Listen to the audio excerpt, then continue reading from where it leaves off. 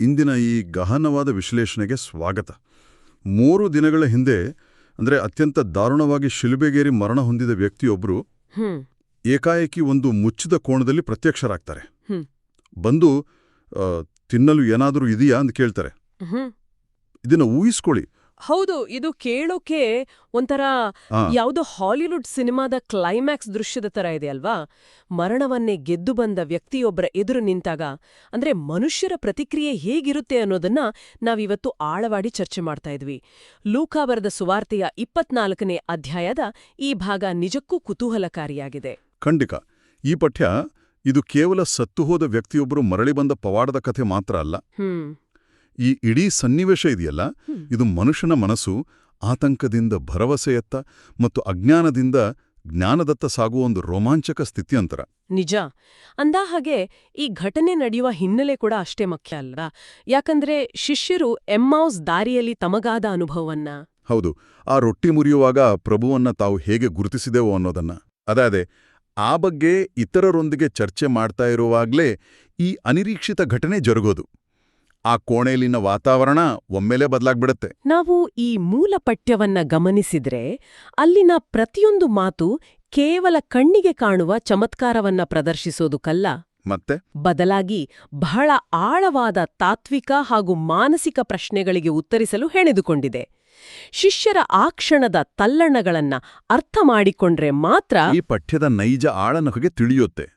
ಆ ತಲ್ಲಣಗಳ ಬಗ್ಗೆ ಮೊದಲು ಮಾತಾಡೋಣ. ಕೋಣೆಯಲ್ಲಿ ಯೇಸು ಏಕಾಏಕಿ ಪ್ರತ್ಯಕ್ಷರಾದಾಗ ಶಿಷ್ಯರ ಮೊದಲ ಪ್ರತಿಕ್ರಿಯೆ ಖಂಡಿತವಾಗಿಯೂ ಸಂತೋಷವಾಗಿರಲಿಲ್ಲ. ಇಲ್ಲ, ಅಲ್ಲಿ ಹಬ್ಬದ ವಾತಾವರಣ ನಿರ್ಮಾಣವಾಗಲೇ ಇಲ್ಲ. ಹೌದು, ಬದಲಾಗಿ ಅದು ಅತಿಯಾದ ಭಯ ಮತ್ತು ದಿಗಿಲಾಗಿತ್ತು. ಅವರು ಯೇಸುವನ್ನ ನೋಡಿ ಭೂತ ಅಂದ್ರೆ ಆತ್ಮ ಅಂತ ಭಾವಿಸಿದ್ರು. ಇದು ಹೇಗಿದೆ ಅಂದ್ರೆ ನೋಡಿ, ಒಂದು ವರ್ಚುವಲ್ ರಿಯಾಲಿಟಿ ಅಂದ್ರೆ VR ಗೇಮ್ನಲ್ಲಿರೋ ವ್ಯಕ್ತಿಗೆ ತಾನು ನೋಡ್ತಾ ಇರೋದು ನಿಜವಾದ ಪ್ರಪಂಚ. ಹೌದು, ಇದು ಕೇವಲ ಭ್ರಮೆಯಲ್ಲ ಅಂತ ನಂಬಿಸಲು ಯತ್ನಿಸದಂತಿದೆ. ತಾವೇ ಕಣ್ಣಾರೆ ಕಂಡ್ರೂ ಅವರದನ್ನ ನಂಬಲು ಸಿದ್ಧರಿರಲಿಲ್ಲ. ಯಾಕೆ? ಆ VR ಗೇಮ್ ಉಪಮೆ ಇಲ್ಲಿ ಕರಾರುವಾಗಿ ಹೊಂದಿಕೊಳ್ಳುತ್ತೆ. ಯಾಕಂದ್ರೆ ಆ ಪ್ರಥಮ ಶತಮಾನದ ಯಹೂದಿ ಮತ್ತು ಗ್ರೀಕ್ ರೋಮನ್ ಸಂಸ್ಕೃತಿಗಳಲ್ಲಿ ಮರಣದ ನಂತರದ ಬದುಕಿನ ಬಗ್ಗೆ ಇದ್ದ ಕಲ್ಪನೆಗಳು ಇಂದಿಗಿಂತ ಬಹಳ ಭಿನ್ನವಾಗಿದ್ವು. ಅಂದ್ರೆ ಅವರ ನಂಬಿಕೆಗಳು ಹೇಗಿದ್ವು? ಈಗ ಗ್ರೀಕರು ಭೌತಿಕ ದೇಹವನ್ನು ಒಂದು ರೀತಿಯ ಬಂಧನ ಅಥವಾ ಜೈಲು ಅಂತ ಭಾವಿಸಿದ್ರು. ಮರಣದ ನಂತರ ಆತ್ಮ ಆ ಜೈಲಿನಿಂದ ಬಿಡುಗಡೆ ಹೊಂದಿ ಸ್ವತಂತ್ರವಾಗುತ್ತೆ ಅನ್ನೋದು ಅವರ ನಂಬಿಕೆಯಾಗಿತ್ತು. ಓಹೋ, ಅಂದ್ರೆ ದೇಹಕ್ಕಿಂತ ಆತ್ಮಕ್ಕೆ ಹೆಚ್ಚು ಬೆಲೆ ಇತ್ತು. ಹೌದು. ಇನ್ನು ಯಹೂದ್ಯರ ನಂಬಿಕೆ ಪ್ರಕಾರ ಸತ್ತವರ ಪುನರುತ್ಥಾನವು ಯುಗಾಂತ್ಯದಲ್ಲಿ, ಅಂದ್ರೆ ಪ್ರಪಂಚದ ಕೊನೆಯ ದಿನದಂದು ಮಾತ್ರ ನಡೆಯುವಂಥದ್ದು. ನಿಖರವಾಗಿ. ಹೀಗಿರುವಾಗ 3 ದಿನಗಳ ಹಿಂದೆ ಭೀಕರವಾಗಿ ಸತ್ತ ವ್ಯಕ್ತಿಯೊಬ್ಬರು ಅದೇ ಭೌತಿಕ ದೇಹದೊಂದಿಗೆ ಮತ್ತೆ ಎದ್ದು ಬಂದಿದ್ದಾರೆ, ತಮ್ಮೊಟ್ಟಿಗೆ ಮಾತಾಡ್ತಾ ಇದ್ದಾರೆ ಅನ್ನೋದು ಅವರ ಸಾಂಸ್ಕೃತಿಕ ಹಾಗೂ ಬೌದ್ಧಿಕ ಗ್ರಹಿಕೆಗೆ ಸಂಪೂರ್ಣವಾಗಿ ವಿರುದ್ಧವಾಗಿತ್ತು. ಖಂಡಿತ. ನೋಡಿದ ತಕ್ಷಣ ಶಿಷ್ಯರ ಮೆದುಳು ಇದು ಯುಗಾಂತ್ಯದ ಪುನರುತ್ಥಾನ ಅಲ್ಲ, ಬದಲಾಗಿ ಇದೊಂದು ಅಲೆದಾಡುವ ಆತ್ಮ ಅಥವಾ ಘೋಸ್ಟ್ ಆಗಿರಬೇಕು ಅನ್ನೋ ತೀರ್ಮಾನಕ್ಕೆ ಬಂದ್ಬಿಟ್ಟಿತ್ತು ಅಲ್ವಾ? ಹೌದು, ಅವರ ಗ್ರಹಿಕೆಗೆ ಬೇರೆ ಯಾವುದೇ ಆಯ್ಕೆಗಳೇ ಇರ್ಲಿಲ್ಲ. ಆ ಭಯದ ವಾತಾವರಣದಲ್ಲೇ ಯೇಸು ಹೇಳುವ ಮೊದಲ ಮಾತು ನಿಮಗೆ ಶಾಂತಿ. ಇದು ಕೇವಲ ದೈನಂದಿನ ಶುಭಾಶಯ ಅಲ್ಲ. ಅಲ್ಲವೇ ಅಲ್ಲ. ಶಿಷ್ಯರ ಮನಸ್ಸಿನಲ್ಲಿ ಉಂಟಾಗಿದ್ದ ಆ ಕಗ್ಗೂದಲನ್ನ, ಆ ಸಾಂಸ್ಕೃತಿಕ ಆಘಾತವನ್ನ ತಣಿಸುವ ಪ್ರಯತ್ನ ಅದು. ತಾನು ಕೇವಲ ಗಾಳಿಯಲ್ಲಿ ತೇಲುವ ಆತ್ಮವಲ್ಲ ಅಂತ ಸಾಬೀತುಪಡಿಸಲು, ಮಾಂಸ ಮತ್ತು ಎಲುಬುಗಳಿರುವ ಸಶರೀರಿ ಅಂತ ತೋರಿಸಲು ತಮ್ಮ ಕೈಕಾಲುಗಳನ್ನ ಅವರಿಗೆ ತೋರಿಸ್ತಾರೆ. ಹೌದು, ಶಿಲುಬೆಗೇರಿಸಿದಾಗಿನ ಆ ಗಾಯದ ಕಲೆಗಳನ್ನ ಮುಟ್ಟಿ ನೋಡಲು ಆಹ್ವಾನಿಸ್ತಾರೆ. ಅಷ್ಟೇ ಅಲ್ಲ, ಅಲ್ಲೇ ಇದ್ದ ಆ ಹುರಿದ ಮೀನಿನ ತುಂಡನ್ನ ತೆಗೆದುಕೊಂಡು ಅವರ ಎದುರಿಗೆ ತಿಂತಾರೆ. ಇದು ಆ ಇಡೀ ಸನ್ನಿವೇಶದ ಅತ್ಯಂತ ಮಹತ್ವದ ಘಟ್ಟ ಅನ್ನಿಸುತ್ತೆ. ಖಂಡಿತವಾಗಿಯೂ. ಇಲ್ಲಿ ಆ ಹುರಿದ ಮೀನು ತಿನ್ನುವ ಪ್ರಕ್ರಿಯೆ ನಿಜಕ್ಕೂ ಕುತೂಹಲಕಾರಿಯಾಗಿವೆ. ಅಂದ್ರೆ ಮೀನು ತಿನ್ನುವುದರ ಮೂಲಕ ಭೂತಗಳು ಜೀರ್ಣಕ್ರಿಯೆ ಮಾಡುವುದಿಲ್ಲ, ಅವುಗಳಿಗೆ ಹಸಿವಾಗುವುದಿಲ್ಲ ಅನ್ನೋ ಆ ಭೌತಶಾಸ್ತ್ರದ ವಾಸ್ತವವನ್ನ ಶಿಷ್ಯರ ತಲೆಗೆ ಹೋಗಿಸ್ತಾ ಇದ್ದಾರಾ? ಹೌದು, ಒಂದು ರೀತಿಯಲ್ಲಿ ಇದು ಕೇವಲ ಹಸಿವಿನ ಸಂಕೇತವಲ್ಲ, ಇದೊಂದು ನಿರಾಕರಿಸಲಾಗದ ಜೈವಿಕ ಸಾಕ್ಷ್ಯವನ್ನ ನೀಡುವ ತಂತ್ರವಿದ್ದಂತೆ ಇದೆ ಅಲ್ವಾ? ನಿಜ. ಭೌತಿಕ ಜಗತ್ತನ್ನು ನಿರಾಕರಿಸುವ ಬದಲು ಅದನ್ನ ಸ್ವೀಕರಿಸಿ ಆ ಭೌತಿಕ ದೇಹಕ್ಕೊಂದು ಹೊಸ ಆಯಾಮವನ್ನು ನೀಡುವುದೇ ಇದರ ಉದ್ದೇಶ. ಯೇಸು ಆ ಮೀನು ತಿಂದಾಗ ಆ ಮೀನು ಜಗಿಯುವ ಶಬ್ದ, ಆ ದೈನಂದಿನ ಸಾಮಾನ್ಯ ಭೌತಿಕ ಕ್ರಿಯೆ ಇದೆಯಲ್ಲ, ಅದು ಶಿಷ್ಯರ ಮನಸ್ಸಿನಲ್ಲಿದ್ದ ಭೂತ ಎಂಬ ಭ್ರಮೆಯ ಗುಳ್ಳೆಯನ್ನು ಒಡೆದುಹಾಕಿತು. ಅದೇ ಕ್ರಿಸ್ತನು ಮರಣವನ್ನು ಗೆದ್ದು ಬಂದಿದ್ದಾನೆ ಅನ್ನೋದು ಕೇವಲ ಆಧ್ಯಾತ್ಮಿಕ ರೂಪಕವಲ್ಲ, ಅದೊಂದು ಐತಿಹಾಸಿಕ ಮತ್ತು ಭೌತಿಕ ಸತ್ಯ ಅನ್ನೋದನ್ನ ಇದು ಸಾಬೀತುಪಡಿಸುತ್ತೆ. ಅಂದ್ರೆ ಮೀನು ತಿನ್ನುವಂತಹ ಅತ್ಯಂತ ಸಾಧಾರಣ ಪ್ರಕ್ರಿಯೆಯ ಮೂಲಕ ಒಂದು ಅಸಾಧಾರಣ ಸತ್ಯವನ್ನ ಅಲ್ಲಿ ಸ್ಥಾಪಿಸಲಾಯಿತು. ಹೌದು. ಇದರರ್ಥ ಭೌತಿಕ ಜಗತ್ತು ಕೆಟ್ಟದ್ದಲ್ಲ, ದೇಹವು ಆತ್ಮದ ಜೈಲಲ್ಲ, ಬದಲಾಗಿ ಆ ಭೌತಿಕ ದೇಹವನ್ನೇ ಪವಿತ್ರಗೊಳಿಸುವ, ವಿಮೋಚನೆಗೊಳಿಸುವ ಪ್ರಕ್ರಿಯೆ ಇದು ಎನ್ನು ದೊಡ್ಡ ಸಂದೇಶ ಇಲ್ಲಿದೆ. ಖಂಡಿತ ಇದು ಅಂದಿನ ಗ್ರೀಕ್ ತತ್ವಜ್ಞಾನಿಗಳಿಗೆ ದೊಡ್ಡ ಆಘಾತವನ್ನೇ ಉಂಟುಮಾಡಿರಬೇಕು. ನಿಜ. ಆದರೆ ಈ ಭೌತಿಕ ಸಾಕ್ಷ್ಯವು ಅವರ ಭಯವನ್ನೇನೋ ಹೋಗಲಾಡಿಸಿತು. ಯೇಸು ಬದುಕಿದ್ದಾರೆ ಅನ್ನೋದು ಅವರಿಗೆ ಖಾತ್ರಿಯಾಯಿತು. ಆದರೂ ಅವರಿಗೆ ಇನ್ನೂ ಅನೇಕ ವಿಚಾರಗಳು ಅರ್ಥವಾಗಿರ್ಲಿಲ್ಲ ಅಲ್ವಾ? ಯೇಸು ಯಾಕೆ ಸಾಯಬೇಕಿತ್ತು ಅನ್ನೋದೇ ಅವರಿಗೆ ತಿಳಿದಿರಲಿಲ್ಲ. ಹೌದು, ಆ ಗೊಂದಲ ಹಾಗೇ ಇತ್ತು. ಹಾಗಾಗಿಯೇ ಯೇಸು ಆ ಭೌತಿಕ ಪ್ರದರ್ಶನದ ನಂತರ ಮೋಶೆಯ ನಿಯಮ, ಪ್ರವಾದಿಗಳ ಗ್ರಂಥಗಳು ಮತ್ತು ಕೀರ್ತನೆಗಳಲ್ಲಿ ತನ್ನ ಬಗ್ಗೆ ಬರೆದಿರುವುದೆಲ್ಲವೂ ನೆರವೇರಬೇಟಾಡಿತ್ತು ಅಂತ ವಿವರಿಸಲು ಮುಂದಾಗ್ತಾರೆ. ಇಲ್ಲಿ ನನಗೊಂದು ದೊಡ್ಡ ಸವಾಲು ಕಾಣ್ತಾ ಇದೆ. ಆ ಸವಾಲು ಏನು ಅನ್ನೋದನ್ನ ಬಿಡಿಸಿ ಹೇಳಿ. ನೋಡಿ, ಈ ಶಿಷ್ಯರು 3 ವರ್ಷಗಳ ಕಾಲ ಯೇಸುವಿನೊಟ್ಟಿಗೆ ಇದ್ರು. ಹೌದು. ಅವರ ಬೋಧನೆಗಳನ್ನ ನಿರಂತರವಾಗಿ ಕೇಳಿದ್ರು. ಆದರೂ ಅವರಿಗೆ ಈಗ ಮತ್ತೆ ಮೊದಲಿನಿಂದ ಪಾಠ ಮಾಡಬೇಕಾಗಿ ಬಂತು. ಆ ಹಳೆಯ ಗ್ರಂಥಗಾಲಿ ಬರೆದಿರುವುದನ್ನ ಮತ್ತೆ ವಿವರಿಸಬೇಕಾಯಿತು. ಹಾಗಾದ್ರೆ ಅವರು ಇಷ್ಟು ದಿನ ಕೇವಲ ಮೇಲ್ನೋಟಕ್ಕೆ ಮಾತ್ರ ಕೇಳಿಸ್ಕೊಳ್ತಾ ಇದ್ರಾ? ಅವರು ಯೇಸುವಿನೊಟ್ಟಿಗೆ ಇದ್ದಾಗ ಅವರ ಗಮನ ಬೇರೆಲ್ಲೋ ಇತ್ತಾ? ಈಗ ಇಲ್ಲಿ ಸಮಸ್ಯೆಯಾಗಿದ್ದು ಅವರ ಆಲಿಸುವಿಕೆಯಲ್ಲಿ ಅಲ್ಲ, ಮತ್ತೆ ಬದಲಾಗಿ ಅವರ ನಿರೀಕ್ಷೆಗಳಲ್ಲಿ. ಅಂದಿನ ಯಹೂದ್ಯರು ನಿರೀಕ್ಷಿಸ್ತಿದ್ದ ಮೆಸ್ಸಿಯ ಅಥವಾ ರಕ್ಷಕ ಹೇಗಿರಬೇಕಂದ್ರೆ ಆತನು ಒಬ್ಬ ಪ್ರಬಲ ಸೇನಾನಿಯಂತೆ ಬಂದು, ಓಹೋ, ರೋಮನ್ ಸಾಮ್ರಾಜ್ಯವನ್ನ ಕಿತ್ತೊಗಿಬೇಕು ಅಂತ. ಹೌದು, ರೋಮನ್ನರನ್ನು ಕಿತ್ತೊಗೆದು ಇಸ್ರೇಲಿಗೆ ರಾಜಕೀಯ ಸ್ವಾತಂತ್ರ್ಯವನ್ನು ತಂದುಕೊಡಬೇಕು ಅನ್ನೋದು ಅವರ ದೃಢವಾದ ಕಲ್ಪನೆಯಾಗಿತ್ತು. ಅಂದ್ರೆ ಒಬ್ಬ ರಾಜಕೀಯ ನಾಯಕನ ನಿರೀಕ್ಷೆ ಇತ್ತು. ಖಂಡಿತ. ಕಷ್ಟಪಡುವ, ಶಿಲುಬೆಗೇರಿ ಅತ್ಯಂತ ಹೀನಾಯವಾಗಿ ಸಾಯುವ ಮೆಸ್ಸಿಯಾನ ಕಲ್ಪನೆ ಅವರ ತಲೆಯಲ್ಲಿರಲಿಲ್ಲ. ಹಾಗಾಗಿ ಯೇಸು ಸತ್ತ ತಕ್ಷಣ ಅವರ ಆಶಾತಿರುಪುಗಳೆಲ್ಲ ಕಮರಿ ಹೋಗಿದ್ವು. ಅಂದ್ರೆ ಅವರ ಬಳಿ ಹಳೆಯ ಒಡಂಬಡಿಕೆ ಎಲ್ಲಾ ವಾಕ್ಯಗಳೂ ಇದ್ವು, ಆದರೆ ಆ ವಾಕ್ಯಗಳನ್ನ ಜೋಡಿಸುವ ಸರಿಯಾದ ನಕ್ಷೆ ಇರ್ಲಿಲ್ವಲ್ವಾ? ಹೌದು. ಇದೊಂಥರ ಒಂದು ಪಜಲ್ ಗೇಮ್ನಲ್ಲಿ, ಅಂದ್ರೆ ಪಜಲ್ ಆಟದಲ್ಲಿ ಎಲ್ಲಾ ತುಣುಕುಗಳಿದ್ರೂ ಬಾಕ್ಸ್ ಮೇಲಿರುವ ಚಿತ್ರವೇ ಬೇರೆ ಆಗಿದ್ರೆ ಆಟಗಾರನಿಗೆ ಹೇಗೆ ಗೊಂದಲವಾಗುತ್ತೋ ಹಾಗೆ. ಆ ತುಣುಕುಗಳನ್ನ ಎಲ್ಲಿ ಹೇಗೆ ಜೋಡಿಸಬೇಕು ಅನ್ನೋದೇ ಅವರಿಗೆ ತಿಳಿದಿರಲಿಲ್ಲ. ಬಹಳ ಕರಾರುವಾಕ್ಕಾದ ಹೋಲಿಕೆ ಇದು. ಅವರ ಮೆದುಳಿನಲ್ಲಿ ಹಳೆಯ ಒಡಂಬಡಿಕೆಯ ಚಿತ್ರಣವೇ ಬೇರೆಯಾಗಿತ್ತು. ಯೆಶಾಯ ಪ್ರವಾದಿಯ ಗ್ರಂಥದಲ್ಲಿ ಬರುವ ಆ ನರಳುವ ಸೇವಕ, ಅಂದ್ರೆ ಸಫರಿಂಗ್ ಸರ್ವೆಂಟ್, ಹೌದು, ಮತ್ತು ಕೀರ್ತನೆಗಳಲ್ಲಿ ಬರುವ ತಿರಸ್ಕರಿಸಲ್ಪಟ್ಟ ಕಲ್ಲು, ಇವೆಲ್ಲವೂ ರಾಜಕೀಯ ನಾಯಕನ ಚಿತ್ರಣಕ್ಕೆ ಹೊಂದಿಕೆಯಾಗ್ತಾ ಇರಲಿಲ್ಲ. ಏಸು ಇಲ್ಲಿ ಮಾಡಿದ್ದೇನು ಅಂದ್ರೆ ಆ ಪಜಲ್ನ ಸರಿಯಾದ ಚಿತ್ರವನ್ನ ಅವರಿಗೆ ತೋರಿಸಿದ್ರು. ಪಠ್ಯದಲ್ಲಿ ಬರುವ ಏಸು ಅವರ ಬುದ್ಧಿಯನ್ನು ವಿಕಾಸಗೊಳಿಸಿದ್ರು ಅನ್ನೋ ವಾಕ್ಯ ಇದೆಯಲ್ಲ, ಅದು ಬಹಳ ಮಹತ್ವದ್ದಾಗಿದೆ. ಇದು ಕೇವಲ ಹೊಸ ಮಾಹಿತಿಯನ್ನು ನೀಡುವುದಲ್ಲ, ಆ ಮಾಹಿತಿಯನ್ನ ಗ್ರಹಿಸುವ ವಿಧಾನವನ್ನೇ ಬೇರು ಸಹಿತ ಬದಲಾಯಿಸುವುದು. ಬುದ್ಧಿಯ ವಿಕಾಸ ಅಂದ್ರೆ ಅಲ್ಲಿಯವರೆಗೆ ಕೇವಲ ಕಂಠಪಾಠ ಮಾಡಿದ್ದ, ಆದರೆ ನೈಜವಾಗಿ ಅರ್ಥವಾಗದಿದ್ದ ಕೀರ್ತನೆಗಳು ಮತ್ತು ಪ್ರವಾದನೆಗಳ ಆಳವಾದ ಉದ್ದೇಶ ಈಗ ಒಮ್ಮೆಲೆ ಸ್ಫುಟವಾಗಿ ಗೋಚರಿಸಲಾರಂಭಿಸಿತು. ಹೌದು.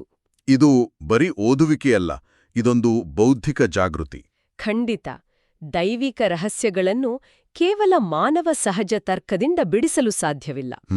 ಆ ಧಾರ್ಮಿಕ ಗ್ರಂಥಗಳನ್ನು ಕೇವಲ ಓದುವುದಕ್ಕೂ ಅದರ ಆಳವಾದ ಸತ್ಯಗಳನ್ನ ದೈವಿಕ ಪ್ರಕಾಶನದಿಂದ, ಅಂದ್ರೆ ಡಿವೈನ್ ಇಲ್ಯುಮಿನೇಷನ್ನಿಂದ ಅನುಭವಿಸುವುದಕ್ಕೂ ಅಜಗಜಾಂತರ ವ್ಯತ್ಯಾಸವಿದೆ. ನಿಜ.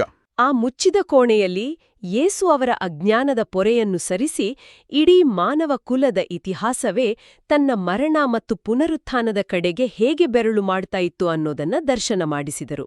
ಅಂದ್ರೆ ಈ ಅರಿವಿನ ವಿಸ್ತರಣೆ ಇಲ್ಲದೆ ಕೇವಲ ಆ ಭೌತಿಕ ಪವಾಡದಿಂದ ಆ ಶಿಷ್ಯರಿಗೆ ಮುಂದಿನ ಹೆಜ್ಜೆ ಇಡಲು ಸಾಧ್ಯವೇ ಇರಲಿಲ್ಲ. ಹೌದು. ಯೇಸುವಿನ ಮರಣವು ಒಂದು ದುರಂತವಲ್ಲ, ಬದಲಾಗಿ ಅದು ಜಗತ್ತನ್ನು ರಕ್ಷಿಸುವ ಪೂರ್ವ ನಿಯೋಜಿತ ಯೋಜನೆ ಅನ್ನೋದು ಅವರಿಗೆ ಅಲ್ಲಿ ಮನವರಿಕೆಯಾಯಿತು. ಈಗ ಕಥೆ ತಾರ್ಕಿಕವಾಗಿ ಒಂದು ಮಹತ್ವದ ಘಟ್ಟಕ್ಕೆ ಬಂದು ನಿಂತಿದೆ ಅಲ್ವಾ? ಶಿಷ್ಯರಿಗೆ ಯೇಸು ಬದುಕಿದ್ದಾರೆ ಅನ್ನೋ ಭೌತಿಕ ಸಾಕ್ಷ್ಯ ಸಿಕ್ಕಿದೆ. ಮತ್ತು ಆತನು ಯಾಕೆ ಸಾಯಬೇಕಿತ್ತು ಅನ್ನೋ ಬೌದ್ಧಿಕ ಹಾಗೂ ಆಧ್ಯಾತ್ಮಿಕ ಸ್ಪಷ್ಟತೆಯೂ ಸಿಕ್ಕಿದೆ. ಆ ದೈವಿಕ ಯೋಜನೆಯ ನಕ್ಷೆ ಕಣ್ಮುಂದೆ ಬಿಚ್ಕೊಂಡಿದೆ. ಹೌದು. ಆದರೆ ಕೇವಲ ಅರಿವು ಪಡೆದುಕೊಂಡು ಕೋಣೆಯಲ್ಲಿ ಸುಮ್ಮನೆ ಕೂರಲು ಸಾಧ್ಯವಲ್ಲವಲ್ಲ. ಆ ಪಠ್ಯದಲ್ಲಿ ಯೇಸು ಶಿಷ್ಯರಿಗೆ ಒಂದು ಹೊಸ ಕಾರ್ಯಾಜ್ಞೆಯನ್ನ, ಅಂದ್ರೆ ಒಂದು ಮಿಷನ್ ಅನ್ನು ನೀಡ್ತಾರೆ. ಖಂಡಿತ. ನನಗೆ ಇದನ್ನು ನೋಡಿದಾಗ ಒಂದು ಸ್ಟಾರ್ಟಪ್ ಕಂಪನಿಯ ಐಡಿಯಾ ಹೊಳೆಯಿತು. ಸ್ಟಾರ್ಟಪ್ ಕಂಪನಿಯೇ ಈ ಆಧ್ಯಾತ್ಮಿಕ ಕಾರ್ಯಾಜ್ಞೆಗೂ ಕಾರ್ಪೊರೇಟ್ ಜಗತ್ತಿನ ಸ್ಟಾರ್ಟಪ್ಗೂ ಹೇಗೆ ತಳುಕು ಹಾಕ್ತೀರಿ? ನೋಡಿ, ಈಗ ಒಂದು ಮಹತ್ವಾಕಾಂಕ್ಷೆಯ ಸ್ಟಾರ್ಟಪ್ ಅನ್ನು ಮೊದಲು ಒಂದು ಸಣ್ಣ ನಗರದಲ್ಲಿ ಲಾಂಚ್ ಮಾಡ್ತಾರೆ. ಪೈಲಟ್ ಪ್ರಾಜೆಕ್ಟ್ ತರ. ಹೌದು. ಅಲ್ಲಿ ಅದರ ಕಾರ್ಯಸಾಧ್ಯತೆಯನ್ನ ಪರೀಕ್ಷಿಸಿ ನಂತರ ಅದನ್ನ ಇಡೀ ಪ್ರಪಂಚದಾದ್ಯಂತ ವಿಸ್ತರಿಸುವ ಬೃಹತ್ ಬ್ಲೂಪ್ರಿಂಟ್ ಸಿದ್ಧಪಡಿಸ್ತಾರೆ. ಇಲ್ಲೂ ಯೇಸು ಹೇಳೋದು ಅದನ್ನೇ ಅಲ್ಲ. ಅಂದ್ರೆ ಜೆರುಸಲೇಮಿನಿಂದ ಶುರು ಮಾಡಿ. ಹೌದು. ಪಶ್ಚಾತ್ತಾಪ ಮತ್ತು ಪಾಪ ಪರಿಹಾರದ ಸಂದೇಶವನ್ನ ಜೆರುಸಲೇಮಿನಿಂದ ಆರಂಭಿಸಿ ಎಲ್ಲ ಜನಾಂಗಗಳಿಗೂ ಸಾರಬೇಕು ಅಂತ. ಜೆರುಸಲೇಂ ಇಲ್ಲಿ ಲಾಂಚ್ ಪ್ಯಾಡ್ ಇದ್ದಂತೆ ಮತ್ತು ಇಡೀ ಜಗತ್ತು ಅವರ ಟಾರ್ಗೆಟ್ ಆಡಿಯನ್ಸ್. ಅದು ಕೇವಲ ಆ ಕೋಣೆಗೆ ಅಥವಾ ಆ ಭೌಗೋಳಿಕ ಪ್ರದೇಶಕ್ಕೆ ಸೀಮಿತವಾಗಿರಲಿಲ್ಲ. ಇದು ಬಹಳ ಚೆನ್ನಾಗಿದೆ.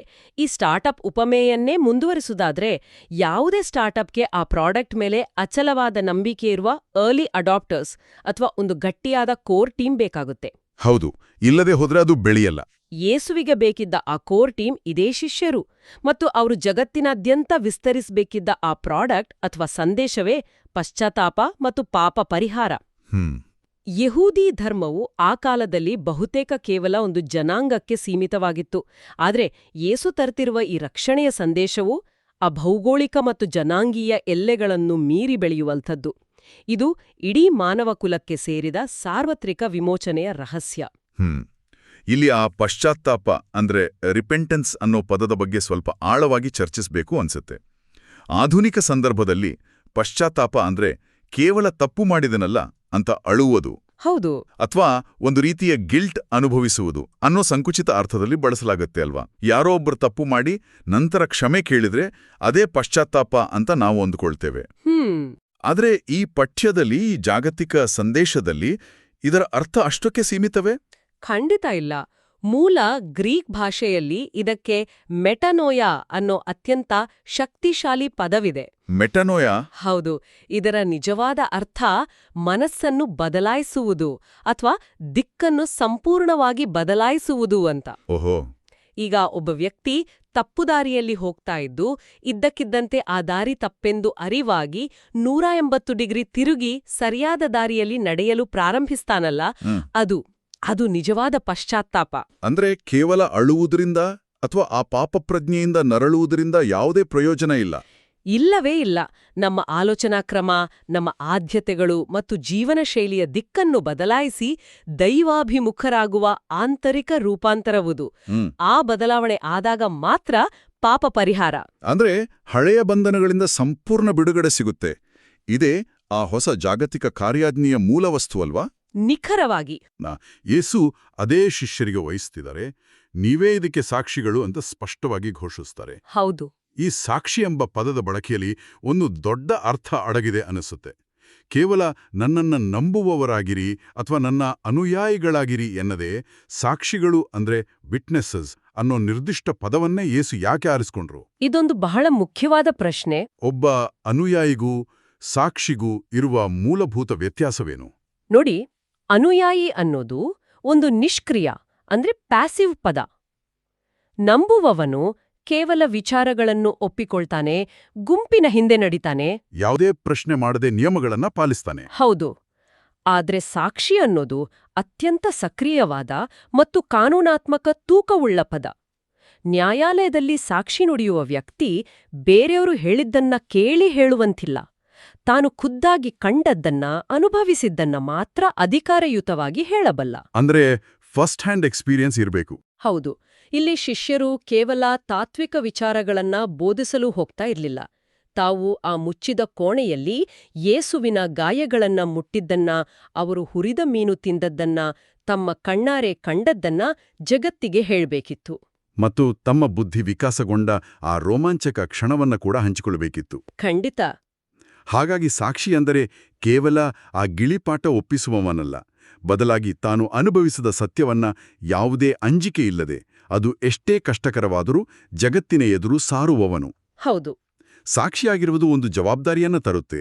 ಅದು ಕೇವಲ ಒಂದು ಬಿರುದಲ್ಲ ಅಲ್ವಾ? ನಿಖರವಾಗಿ. ಗ್ರೀಕ್ ಭಾಷೆಯಲ್ಲಿ ಸಾಕ್ಷಿ ಅನ್ನೋದಕ್ಕೆ ಮಾರ್ಟೈರ್ ಅನ್ನೋ ಪದವಿದೆ. ಮಾರ್ಟೇರ್ ಅಂದ್ರೆ ಹುತಾತ್ಮ ಅಲ್ವಾ? ಹೌದು.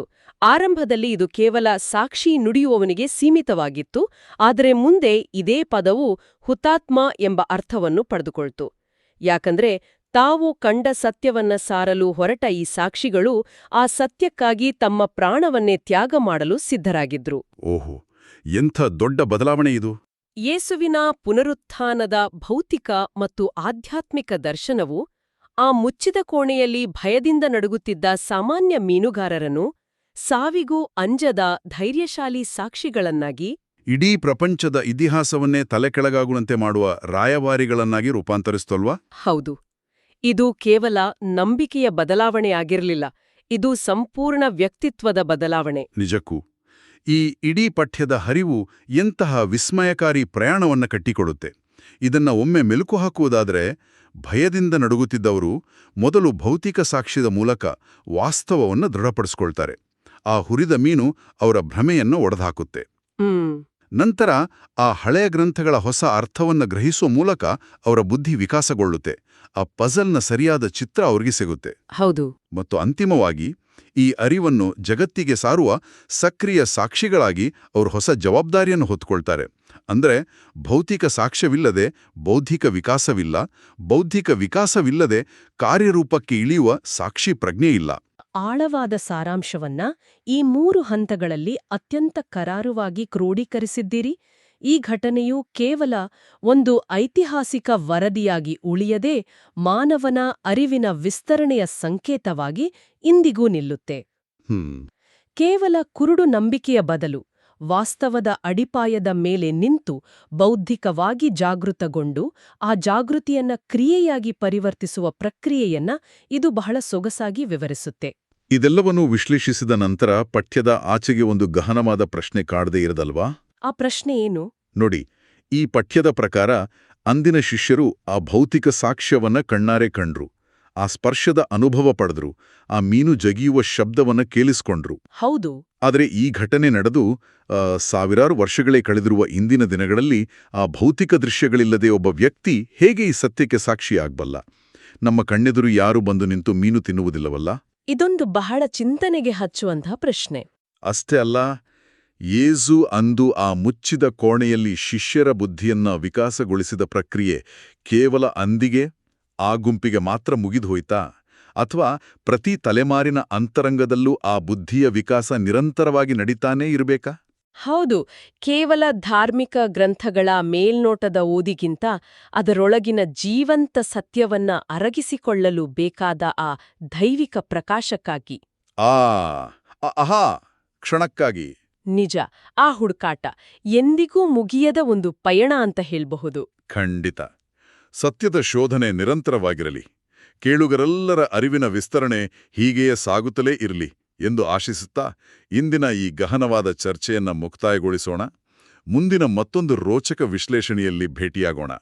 ನಮಸ್ಕಾರ. ನಮಸ್ಕಾರ. ಪ್ರಿಯರೇ, ಈ ಚಾನೆಲ್ ಅನ್ನು ಸಬ್ಸ್ಕ್ರೈಬ್ ಮಾಡಿ ಪ್ರತಿದಿನ ದೇವರ ವಾಕ್ಯವನ್ನು ಆಲಿಸುತ್ತಾ ಅದನ್ನು ಇತರರೊಂದಿಗೆ ಹಂಚಿಕೊಳ್ಳಲು ನಮಗೆ ನೆರವಾಗಿರಿ. ಧನ್ಯವಾದಗಳು.